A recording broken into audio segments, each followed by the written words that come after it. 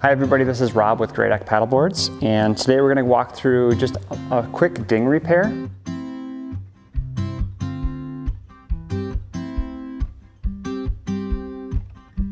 This board has a spot on the rail which is highly unusual to have a ding, just because when boards are constructed, the fiberglass gets wrapped around the rail from the top and from the bottom, so the rail is technically the strongest part of the board. So this board must have taken a pretty massive hit, and I've got just a little spot here that we need to repair. It's not bigger than, I would say, dime size, and you can tell that it needs repair because you're actually through the top coat, through the paint, through the wood veneer, and you've got a soft spot in there. So that's just something that needs a quick repair, and the repair that I'm going to do today is just a really fast repair. And the idea here is that most of the time when you get a board ding, it's at the worst time. You've got friends at the cabin, and you're just trying to have some fun. So what I want to walk through today is just getting a board fixed quickly and serviceable again. So the first thing I'm going to do is just kind of clean up the actual ding and just try to get some of this random paint and soft spots peeled away or peeled up, just so that we can get at things a little bit. And it's okay to have a little bit of excess material kind of floating around in there. I mean, the epoxy is going to bond with that anyway, so you want it to be clean, but it doesn't need to be spotless. And then some more of this will come off as I sand. So we got some of the major parts at least out of there.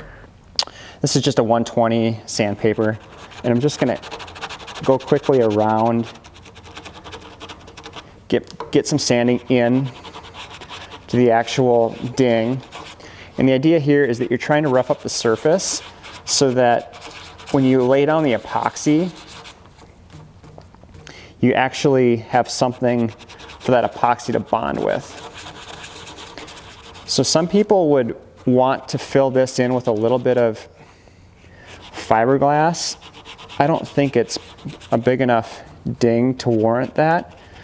So I'm just gonna fill it in with resin, but to each his own or her own when it comes to making that call. You'll see lots of different opinions. Everybody's got their own, and it's really up to you on how much structure you want to put in there. But for me, the biggest thing is just getting that roughed up. Next thing I'm going to do is just put a little bit of tape around the ding, and that is just simply to when I'm putting the resin down, I just don't want it to spread too much. I want to be able to somewhat contain it, and it's not critical on what style of tape you use. I'm using a painter's tape, but you can use whatever you want. And we'll get some of this down. And again, if you're going out to the internet and you're searching on ding repair and different ways to approach that, you're going to find 1,000,001 options. And they're all pretty good. Honestly, I've learned a lot. And again, this is just one way of doing it. So I'm going to be using just JB Weld. This is just a 2-part epoxy. You can get this at any hardware store, Home Depot, whatever. It doesn't have to be JB Weld. It can be whatever brand they have. There's nothing magical about this.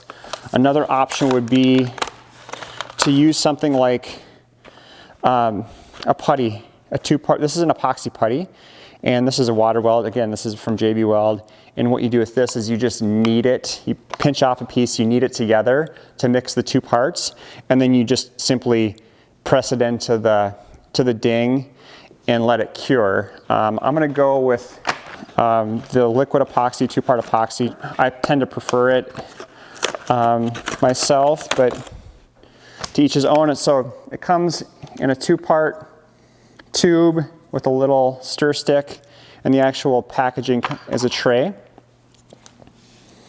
And I'm just going to pop off the cover, And they call this clear. I don't know why they actually call this clear, because it actually is kind of a yellow and clear together. There we go. So it's 2 parts. Get enough in there that you got some stuff to work with. And then I'm going to actually back this out just a little bit. And put the cap back on. Save some for next time. And then all you're doing is just mixing those 2 parts up. This is a 5-minute epoxy, so the working time on this is very short. So the idea here is to work fairly quickly, because it will start to cure fairly quickly. And so, again, there's nothing magical about this. All you need to do is just get it mixed up, and then you just start to lay it down. I'm just going to go right into the ding. And it does not take much. And it is on there.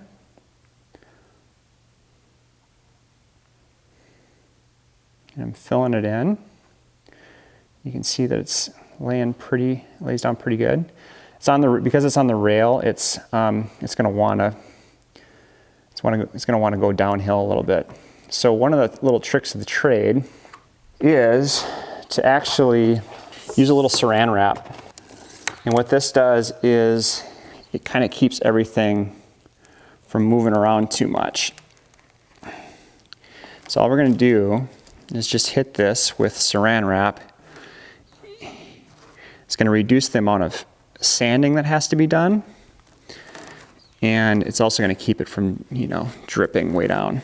So that's actually it. We're going to just let that be, and we'll come back in a few minutes and pull it off and see how it goes. It's been a few minutes. This is finally cured, and now it's time to just peel off the saran. And you can see here that as we peel this off, the resin is actually spread out over the tape, which is totally fine, but it's smooth and it's hard. And it's not fully cured yet. It's 24 hours before it's really fully cured, but you can see that hole is patched. And you can actually put this board on the water right now. It's totally fine.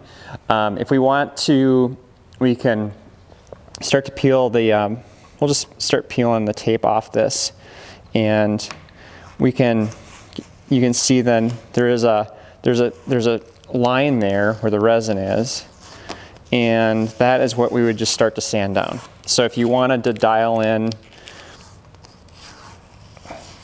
you could take this and you could hit this with, what I would do is I'd start with a 220, go over that a little bit, and then you could eventually go to a 320 or 400 as a wet sand and go over that.